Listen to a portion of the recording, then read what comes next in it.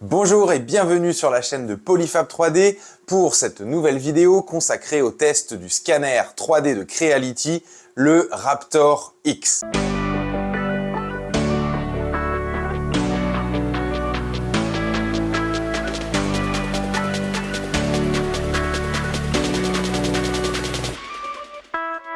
Donc j'ai eu la chance d'avoir en avant-première pendant une dizaine de jours le Raptor X de Creality.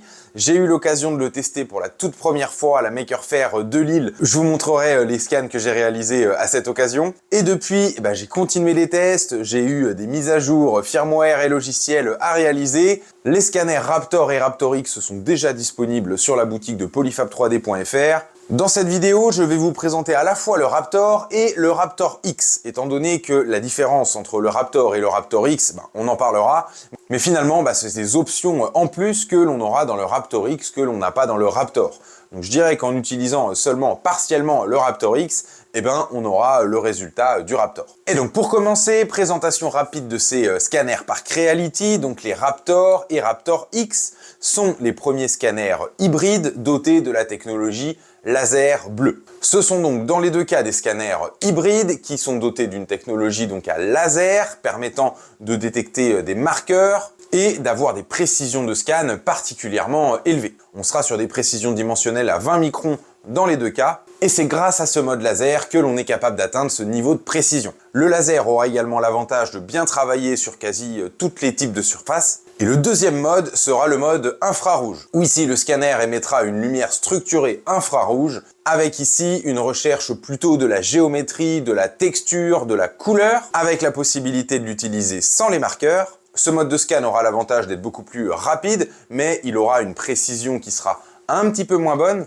et fonctionnera beaucoup moins bien sur les surfaces brillantes par exemple. Donc ce qui m'a semblé le plus pertinent pour vous montrer réellement ce Raptor X, c'est de le tester en condition. Donc en fin de vidéo, je vous montrerai les résultats de scan que j'ai pu réaliser tout au long de cette semaine de test. Mais là, on va le tester en conditions réelles. J'ai préparé pas mal de petites choses et on va scanner tout ça les uns après les autres en utilisant les différents modes de scan. Ça vous permettra d'avoir une visibilité assez complète sur les fonctionnalités de ce Creality Raptor X, son efficacité et ses rendus. Donc on aura l'occasion de scanner l'Ultimaker S7, vous la voyez derrière moi recouverte de marqueurs. Elle avait déjà été scannée dans une précédente vidéo consacrée au Einstein.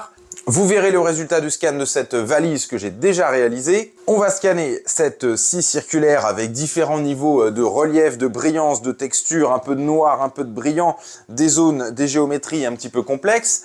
On va tester le scan de tout petits objets en commençant par cette petite pièce particulièrement noire, brillante, de petit format. On regardera si le scanner est capable de scanner une pièce de 2 €. Et on testera également le scan de ce petit radiateur que j'avais déjà testé dans le test du FreeScan Combo. Une pièce particulièrement complexe, on verra comment le Raptor s'en sort. J'ai d'ailleurs également eu l'occasion de tester le scan de la jante de ma voiture que j'avais également fait sur le FreeScan. Donc pour ceux qui veulent comparer, vous pourrez avoir ces éléments de comparaison en plus. Et donc si on s'intéresse maintenant aux chiffres de ce scanner. Le Raptor X dispose donc de deux modes laser. Un mode ligne croisée 34 lignes et un mode ligne parallèle 7 lignes. Et c'est là la grosse différence entre le Raptor et le Raptor X. Le Raptor de base ne disposera pas de ce mode ligne croisée 34 lignes. Il disposera uniquement du mode 7 lignes parallèles et dans tous les cas, les deux auront le mode infrarouge. Donc je vais rapidement vous montrer le déballage de ce Creality Raptor X. Encore une fois, la version dont je dispose, c'est une version vraiment en avant-première. Vous voyez le guide ici qui n'est pas encore relié de manière officielle, mais qui est déjà plutôt très complet. Donc bon, c'est assez rassurant de voir qu'il y a plutôt énormément d'accompagnement avec ce type de produit assez récent que les gens ne maîtrisent pas encore très bien. Donc c'est bien d'avoir un guide assez complet. Et d'ailleurs, vous retrouverez aussi sur le wiki de Creality pas mal d'éléments concernant ces Raptor et ces Raptor X. Et d'ailleurs, j'en profite, mais comme toujours chez Polyfab 3D, vous aurez avec ce type de scanner soit une formation préenregistrée offerte, soit une session d'1 heure 30 d'accompagnement. Regardez encore une fois sur les fiches produits quel type d'offre est-ce qu'on propose avec les différents scanners. En ce qui concerne la boîte de stockage, on est sur quelque chose de qualitatif. Voilà le Raptor X. On est sur un scanner particulièrement léger, doté de ses différentes caméras et de ses différents projecteurs laser et infrarouge. On verrait que sur le Raptor de base, on ne disposerait pas de la même quantité de projecteurs. On va bien sûr retrouver la fameuse petite poignée permettant d'utiliser le scanner en mode wireless, avec donc une autonomie franchement très bonne. Ils indiquent 3 heures et franchement pour l'avoir pas mal utilisé, je peux vous dire qu'elle est franchement très durable. Vous allez avoir de ce côté-là le petit QR code et le petit élément permettant de venir éclipser facilement le téléphone. Et ici, les petits ports qui permettent de connecter directement le scanner ainsi que l'alimentation USB-C à l'arrière. Donc pour commencer, je vais l'utiliser avec le mode wireless, histoire de vous montrer la facilité d'utilisation du scanner en utilisant ces fonctions-là. Il me suffira donc d'installer ce petit élément sur le scanner et de venir le clipser directement sur sa base. Hop, on aura ensuite cette série de câbles qui va permettre de connecter le scanner à son pied avec un petit port USB-C renforcé avec des vis de serrage pour vraiment ne pas avoir de soucis de connexion. On va pouvoir connecter voilà les éléments. D'un point de vue installation du scanner, vous avez vu, c'est plutôt très rapide. Ici, le scanner est utilisable. Il me suffira juste d'allumer ici et d'attendre la connexion Wi-Fi que l'on va faire juste après. Je reviens un tout petit peu sur le déballage du scanner. Donc vous aurez ici tous les câbles et les alimentations pour vous connecter soit à travers le Wi-Fi, soit à travers l'ordinateur. Vous aurez ici une petite clé Wi-Fi 6 permettant d'avoir une très bonne transmission des données. Vous aurez des petits lots de marqueurs 3 mm, 6 mm, le guide d'utilisation et à ne surtout pas oublier en dessous la fameuse plaque de calibration. À ne surtout pas abîmer et à ne pas perdre. Et tout ça fourni dans une belle petite valise de transport. Rien à dire sur la qualité, y compris des câbles USB-C qui sont fournis. Vous n'aurez simplement pas les petits blocs d'alimentation, mais au moins vous aurez le câble. Et pour information, mon PC moi, était déjà équipé d'une connexion Wi-Fi 6 et j'ai pu tester, ça fonctionnait plutôt très bien. Ce qui est intéressant, c'est qu'avec la clé Wi-Fi 6 qui est fournie, je peux conserver ma connexion Internet d'un côté et en parallèle aller utiliser le scanner à travers cette seconde connexion Wi-Fi. Et ce qu'il est intéressant, c'est de voir la simplicité d'utilisation du scanner. Il vous suffit d'allumer cette petite poignée. La poignée va créer un signal Wi-Fi auquel vous pourrez vous connecter avec l'ordinateur. Et si vous voulez également y connecter votre téléphone, eh bien, il suffira à votre téléphone de se connecter à ce même réseau Wi-Fi pour pouvoir justement faire le partage d'écran. Donc le scanner est connecté. Je vais pouvoir maintenant lancer un nouveau projet. Test live, ok. On va commencer par l'utilisation du mode laser. Ici, vous avez la résolution en direct, c'est-à-dire ça ne vaut pas pour la résolution du scan, mais c'est bien pour la résolution de l'affichage en direct. Donc pour limiter un petit peu la charge, on ne va pas forcément demander une résolution systématiquement très élevée pour le rendu. On va demander une précision d'1 mm. Color mapping, donc là, selon vos besoins. L'avantage, c'est que ce mode laser permet la couleur, alors que c'est habituellement pas le cas avec les modes laser. Donc là, que ce soit le mode laser ou le mode infrarouge, permettront également de récupérer la couleur. Vous voyez le mode infrarouge maintenant, qui propose différents modes de scan, le mode normal, le mode visage, le mode corps, et différentes tailles d'objets.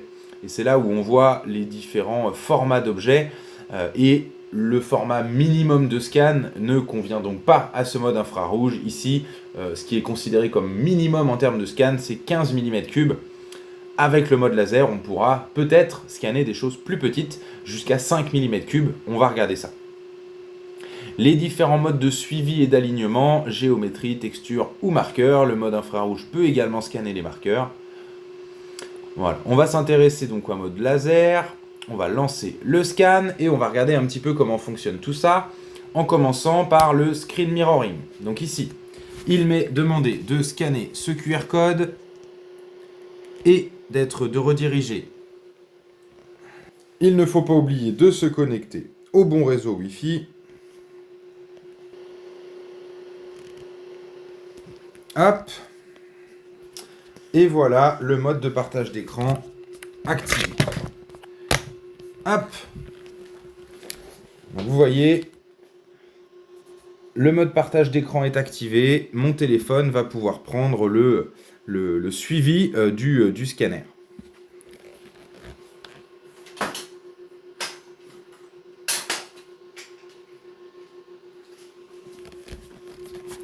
Et ce que je peux tout de suite vous dire, c'est qu'avec ce mode téléphone, le gros avantage, c'est d'avoir le suivi.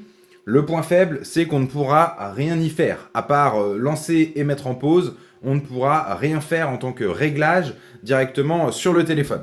On pourra uniquement avoir le suivi en temps réel de ce que l'écran projette, mais on ne pourra pas régler la luminosité.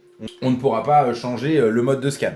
Donc, il faudra malgré tout avoir l'ordinateur pas très loin. En tout cas, ça permet déjà de manière beaucoup plus efficace et facile de voir directement le suivi de ce qui est visible ou pas visible. Et ensuite, éventuellement, on fait les modifications sur l'ordinateur. Donc ici, en l'occurrence, ça m'a l'air plutôt pas mal. On va lancer.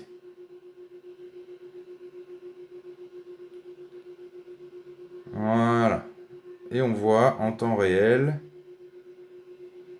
les marqueurs.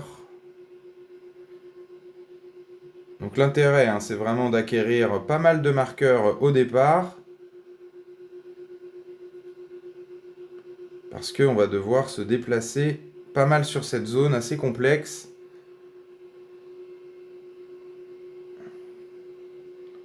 Et c'est là où la position des marqueurs, la distance de scan est très importante parce que il faut un certain nombre de marqueurs à chaque instant où le scanner se déplace. Et en l'occurrence, vous voyez ici, quand je passe sur cette zone-là, il y a un moment où j'ai plus forcément 4 ou 5 marqueurs qui sont visibles. Donc ici, il est plus intéressant à la limite de se reculer pour essayer d'aller atteindre 1 ou 2 marqueurs supplémentaires en haut qui vont lui permettre d'augmenter un petit peu ses nombres de repères. Allez, maintenant on va essayer d'aller à l'intérieur. Ce qui est vraiment intéressant, c'est de voir que là on est en train de scanner une zone assez sombre mais blanche, avec un petit peu de brillance par endroit, mais que malgré tout, l'acquisition est plutôt très rapide, très fluide. Le plateau, avec ce réglage de luminosité là, c'est un petit peu plus compliqué. Bon, j'ai pas mal d'artefacts à cause de la vitre. Et malgré ça, voilà le résultat du scan en quelques minutes, donc de cette S7. Donc on voit que le haut a eu des difficultés à être scanné, mais pour tout le reste, franchement, c'est plutôt pas mal. En insistant un petit peu, en ajoutant des marqueurs, on aurait pu aller plus loin et avoir une géométrie complète. Mais là, en tout cas, en imaginant qu'on veuille simplement simuler des éléments, des emplacements, et ça fonctionne. J'ai enchaîné ensuite par le test de cette petite valise, donc la fameuse valise de transport, en utilisant donc les différents modes laser, 34 et 7 lignes. Ici, on voit que j'ai réalisé différents scans, le scan de l'avant, le scan de l'arrière et également le scan de la partie basse. Vous voyez un petit peu le rendu accéléré très légèrement, il me semble, de ce scan, quoique non, ça a l'air d'être vitesse réelle. Ouais. En tout cas, le suivi du scanner est plutôt pas mal. Et voilà le rendu de la valise scannée après avoir été assemblée. Comme je vous le disais, j'ai fait 3 scans consécutifs et les scans ont nécessité d'être assemblés. Donc je vous montre tout de suite comment j'ai fait pour assembler ces scans. Donc on voit ici dans le petit panneau de gauche les 3 scans. Le scan 1 qui devait être l'avant, le scan 2 qui devait être l'arrière et le scan 3 qui est donc la partie basse. Et donc l'idée ici, ça va être d'aligner les différents scans. On va avoir différents modes d'alignement, soit un alignement automatique qui ne fonctionne pas toujours très bien. En l'occurrence ici, ça fonctionne pas terrible. On va se fier davantage aux marqueurs co-features. Déjà ici, le logiciel aura moins de difficultés à réaliser ces assemblages. On voit qu'ici, en suivant les marqueurs pour le scan 1 et 2, ça a très bien fonctionné. Donc on peut valider. Il nous suffira maintenant de reprendre ce premier groupe de scans et de l'assembler avec le scan numéro 3 pour pouvoir avoir l'assemblage complet. Et donc ici, on voit le résultat du scan complet avec les 3 scans assemblés en suivant les marqueurs. Et pour terminer, on va donc passer au maillage du scan en choisissant une résolution, un lissage, des fonctions de bouchage, des fonctions qui vont permettre au fichier final d'être plus facilement exploitable. Et c'est là où le rôle du logiciel est extrêmement important pour apporter un bon lissage, des bons bouchages automatiques et ce genre de choses. Donc on verra un petit peu l'évolution de ces fonctions qui sont vraiment très importantes et qui fonctionnent déjà plutôt pas mal avec ce Creality Scan. J'ai enchaîné avec le scan de cette petite scie. Donc ce qu'il est important, c'est de bien positionner des marqueurs. Une bonne densité de marqueurs est essentielle pour avoir un scan qui fonctionne correctement. Il faut, dans le champ de vision du scanner, au minimum 4, 5, voire 6 pastilles de marqueurs permettant au scanner justement d'avoir des repères. Avec les marqueurs qu'il y a sur la table et ceux qu'on a ajoutés,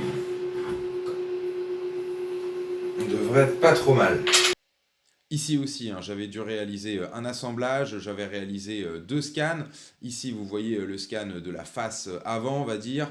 Et juste après, je l'ai retourné. J'ai également ajouté des marqueurs sur ces surfaces-là. Les marqueurs qui sont présents sur le plateau ne seront pas forcément identiques, mais il va falloir se concentrer uniquement sur les marqueurs présents sur l'élément, sur la pièce, pour pouvoir avoir des repères valables lors de l'alignement, par exemple. Et donc voilà, le résultat plutôt pas mal du tout pour cette petite scie. Encore une fois, on a fait appel au post-traitement automatique du logiciel pour réaliser des petits bouchages dans les zones qui n'avaient pas été bien scannées, mais c'est franchement pas mal. Je vous montre aussi rapidement le résultat du rendu avec la couleur. L'avantage de ce Raptor X, encore une fois, c'est que peu importe le mode de scan utilisé, laser ou infrarouge, on aura le rendu couleur.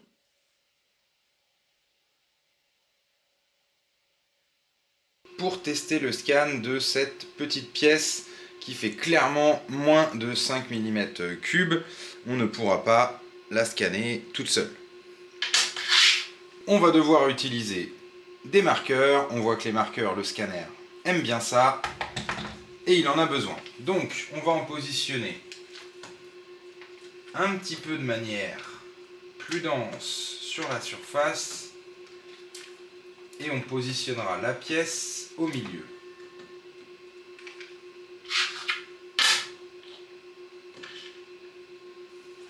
Hop.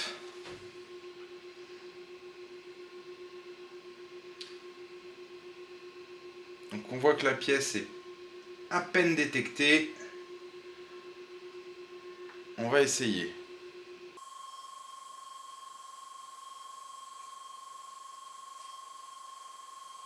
Voilà, on va regarder le résultat. Et pour ce scan de tout petit format avec un haut niveau de détail requis, il est nécessaire d'utiliser le mode 7 lignes. Le mode 7 lignes ici aura l'avantage d'avoir un champ de vision réduit, lui permettant de mieux détecter la pièce, de mieux capter les détails. Et c'est là où se fait la grande différence entre le mode 34 lignes et le mode 7 lignes, c'est le champ de vision qui est vraiment réduit pour le mode 7 lignes, donc ce qui est très bien pour les tout petits objets, mais pour les beaucoup plus grands scans, on a besoin d'être tellement près de ce que l'on est en train de scanner qu'on a besoin finalement de beaucoup plus de temps pour scanner et également d'une plus grosse densité de marqueurs. Donc pour revenir à cette pièce, en tout cas, on voit que la table a été complètement scannée, que tous les marqueurs ont bien été identifiés et qu'on voit la pièce au milieu. Il va donc falloir retirer tout ça et voyez un petit peu le niveau du résultat. On a des reliefs qui sont plutôt pas trop mal, un résultat du lissage qui peut sans doute être amélioré, mais ça encore une fois c'est lié à la qualité du scan bien sûr, mais aussi à la qualité du traitement logiciel.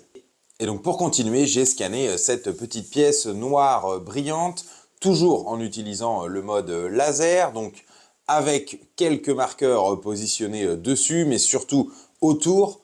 Ici, je suis resté dans un scan plutôt très simple en imaginant simplement avoir besoin de récupérer les courbes. Ce que j'ai rapidement constaté, c'est que le côté noir très réfléchissant ne m'aidait pas forcément. Donc j'ai appliqué un petit coup de spray matifiant et immédiatement après, le scan a beaucoup mieux fonctionné. Je vous laisse regarder un petit peu le résultat. Ici, j'ai fait un seul scan en utilisant le mode croisé et le mode 7 lignes. J'aurais pu avoir un scan complet en scannant les deux faces. Encore un mode intéressant à vous montrer avec le scan de ce petit chauffage. Donc ici, même logique que d'habitude, on va positionner des marqueurs. Plus on a une grande densité de marqueurs, meilleur, plus rapide sera le scan. Mais ici, avec une pièce aussi complexe, eh bien, c'est pas toujours évident. Et on va pouvoir utiliser un mode de scan initial avant de réaliser un scan de l'objet. On va pouvoir réaliser seulement un scan des marqueurs de manière à avoir un meilleur positionnement dans l'espace et de pouvoir faciliter ensuite le scan, que ce soit avec le mode 34 ou le mode uniquement 7 lignes. Il est fortement recommandé pour des scans aussi complexes de d'abord procéder par un scan des marqueurs et ensuite de réaliser le scan complet. Donc, je vous laisse regarder un petit peu le rendu. J'ai pas été très loin dans le scan parce que justement le champ de vision du scanner n'était pas forcément assez grand pour aller capter des marqueurs en partie supérieure. C'est là où le FreeScan Combo, et on va le revoir sur le scan de la jante, permet par défaut d'avoir un plus large champ de vision, une plus grande capacité à capter des marqueurs et ainsi à pouvoir scanner encore plus facilement ce type d'objet par exemple.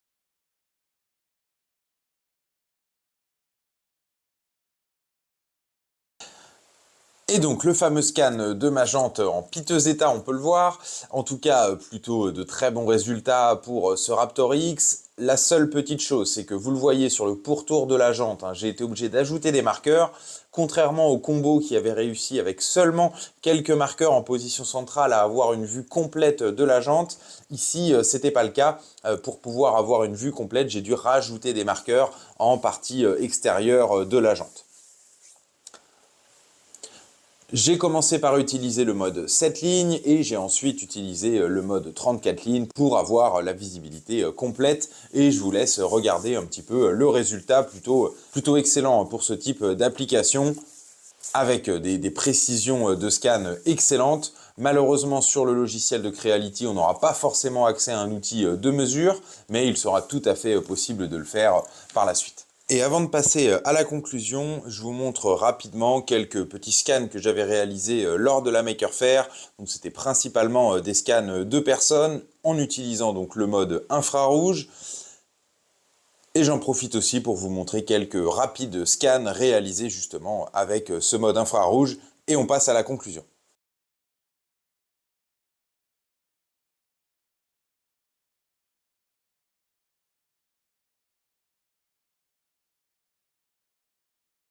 Et donc pour conclure sur le test de ce Raptor X de Creality, eh bien on va rappeler les différences qu'il y a entre le Raptor et le Raptor X. Donc déjà, les modes de laser, on retrouvera exclusivement le mode 34 lignes sur la version Raptor X. Concernant le Raptor, on aura uniquement le mode 7 lignes qui permet d'avoir la même précision dimensionnelle, les mêmes qualités de rendu. Ce mode 7 lignes permet d'avoir les mêmes qualités dimensionnelles que le Raptor X. Il y a uniquement la donnée de précision volumétrique qui n'est pas disponible sur la version Raptor car il est plutôt considéré adapté à des petits formats d'objets inférieurs à 1 mètre. La donnée volumétrique s'applique plus généralement sur des objets de plus grande dimension. Donc le Raptor X, lui, aura la même précision dimensionnelle de 20 microns, mais une tolérance dimensionnelle volumétrique de 60 microns par mètre supplémentaire. Donc on est ici quasiment dans un niveau de précision métrologique. C'est pas forcément l'application première de ce Raptor, mais on peut tout à fait l'envisager. Tout comme la rétroconception qui est parfaitement adaptée. L'autre distinction qu'on pourra retrouver, eh bien, c'est le mode wireless. Cette poignée qui va permettre d'alimenter le scanner et de lui donner accès à la Wi-Fi 6 est uniquement fournie avec le Raptor X. Il est possible de l'acheter en option avec le Raptor et pouvoir l'utiliser en mode wireless avec ou sans le téléphone.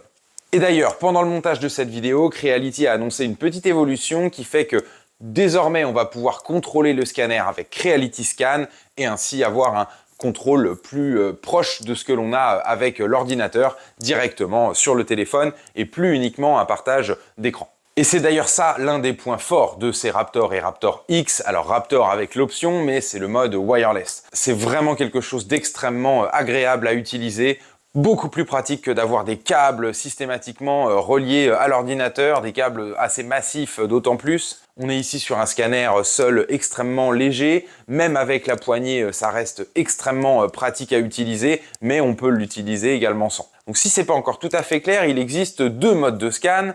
Le mode wireless, en utilisant la poignée qui permet de se relier à l'ordinateur à travers le Wi-Fi, et on aura la version connectée par câble à l'ordinateur. Et dans les deux cas, on peut utiliser le partage d'écran sur le téléphone. Donc les autres points forts de ces Creality, c'est cette technologie hybride qui va leur permettre d'avoir une très bonne précision de scan et une capacité de scan liée au laser qui va permettre de très bien traiter les surfaces type métallique, réfléchissantes, voire même sombres. Ils auront besoin de marqueurs, mais seront tout de même capables de scanner la couleur. On aura le second mode de scan infrarouge qui lui n'utilisera pas les marqueurs, utilisera seulement la texture, la géométrie et qui permettra de scanner très rapidement de très grands objets. Quand on parle de scan rapide, on parle ici principalement de points d'acquisition à la seconde qui va permettre au scanner d'avoir énormément de repères permettant d'accélérer les déplacements. Et on peut voir qu'ici, la fréquence d'utilisation du mode 7 lignes est très nettement inférieure au mode 34 lignes. C'est ça qui fait aussi l'efficacité du Raptor X par rapport au Raptor pour ce mode laser. Donc ce que je pourrais en dire pour conclure, c'est que si vous avez besoin de scanner des pièces en métal ou de petits formats avec pas mal de détails et que ça se limitera à ça pour ce type d'objet, eh bien le Raptor peut tout à fait convenir. Vous aurez accès au mode infrarouge pour le scan de plus grands objets avec d'autres types de textures.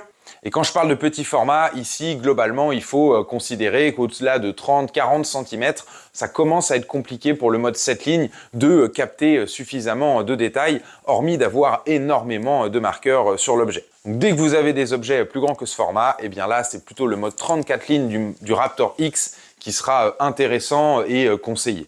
Donc dans tous les cas, Creality démocratise le scanner 3D à travers les prix plutôt très bas sur ces scanners. Alors très bas, tout est relatif bien sûr, mais si on doit comparer avec les autres équivalents de technologies hybrides qui existaient actuellement, eh bien on voit que Creality se positionne de manière plutôt très agressive. Les points faibles de ces Creality Raptor maintenant, premièrement, le logiciel. Clairement, je vois encore une très grande différence dans la qualité de lissage, de bouchage, dans les différentes options, dans les différents paramétrages que l'on va pouvoir avoir manuellement dans des logiciels comme ceux de Shining. Avec Creality, pour le moment, ça reste encore très automatique, on a très peu de contrôle là-dessus et c'est un petit peu frustrant de voir que finalement on a besoin d'avoir un scan quasi parfait car les fonctions automatiques de rebouchage laissent souvent encore à désirer. Alors tout ça va bien sûr évoluer, c'est ce qu'on attend de Creality. Je peux déjà noter qu'il y a eu pas mal d'évolutions et ça devrait continuer. Autre petite critique concernant la couleur. La capture de la couleur ne m'a jamais donné des rendus vraiment ultra satisfaisants. J'avais toujours des rendus un petit peu ternes, j'avais des rendus sur la pièce en l'occurrence qui étaient vraiment pas terribles de mémoire. Donc voilà, si vous avez besoin vraiment d'une belle capture de la couleur, ici, le Raptor X n'est peut-être pas celui qui serait le plus adapté, mais encore une fois, un scanner comme ça, ce qui est intéressant, c'est aussi sa très grande polyvalence, avec un bon éclairage et sans doute des conditions meilleures, permettrait d'avoir un meilleur niveau de capture de la texture et de la couleur. Donc voilà pour le premier test de ce Raptor X. Je vais très prochainement recevoir ma version de démo. Elle sera d'ailleurs disponible en location sur le site de Polyfab 3D avec pas mal d'autres scanners. Comme je l'ai déjà dit, mais avec les scanners, on recommande de tester autant que possible. C'est pour ça qu'on met à disposition pas mal de scanners en location. N'hésitez pas à aller voir ça, le lien est dans la description. Tout ça pour dire que je vais probablement refaire du contenu sur les scanners prochainement et j'aurai l'occasion de tester encore des choses un petit peu différentes sur ce Raptor X et de vous faire suivre en même temps l'évolution logicielle. Le Black Friday a débuté sur la boutique de Polyfab 3D, donc n'hésitez pas à aller faire un petit tour. Prochainement, une vidéo comparative sur les scanners 3D. Alors c'est assez complexe de faire des comparatifs de scanners, mais je travaille dessus, donc abonnez-vous à la chaîne pour ne pas louper ça, et je vous dis à très bientôt.